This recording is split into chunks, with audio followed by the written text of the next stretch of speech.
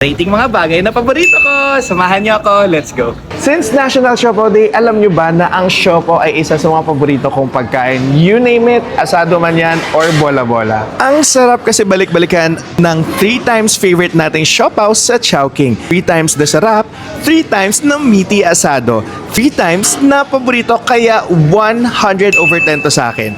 Ang absolute number 1 paborito ng bayan, ang Chowking Chunky Asado Siopaw. Dahil magbabalik na ang Chowking National Siopaw Day ngayong August 14 to 16, naka-buy 2, get 1 for free ang Chunky Asado Siopaw sa Chowking.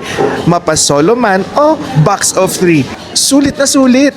Kaya bawal mo mamiss tong promo to mga be. I-mark nyo na rin sa calendar nyo August 14 to August 16.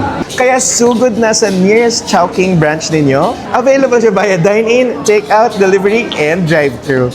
Yan ang una kong paborito. Ang isa sa mga paborito ko naman is sinigang sa miso na boneless na maraming mustasa. And ang sunod is adobong nagmamantika. Drinks naman tayo. And sa drinks naman, gusto kong drinks lang ay Americano. No sugar, no kahit ano. Bonus pa sa akin if naka-medium roast yung pinaka-kape. Kasi gusto ko yung may fruity aftertaste siya. Yung next go-to drink is yung sweetened iced tea. Yung mga nasa bote, yung nabibili sa tindahan.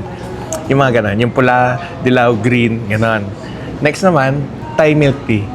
Yan. Yun lang yung unang matamis, Thai milk tea. And sa mga pabango naman, ang hanap ko yung mga oud, yung mga rum, chocolate, woody, earthy, mga amoy lupa, amoy alak, amoy chocolate. Yan ang gusto ko amoy. Oh my God, ang bango. Pero pagka mga citrusy, lemon, floral, yan, di pwede sa akin. Kasi acidic ako, umaasim ako pagkatapos. And last na mga paborito kong items is mga bag. So pagka bag, gusto ko yung parang camera bag na ganito, yung pa square, para kasya lahat yung mga gamit ko. Kasi di man ako heavy packer.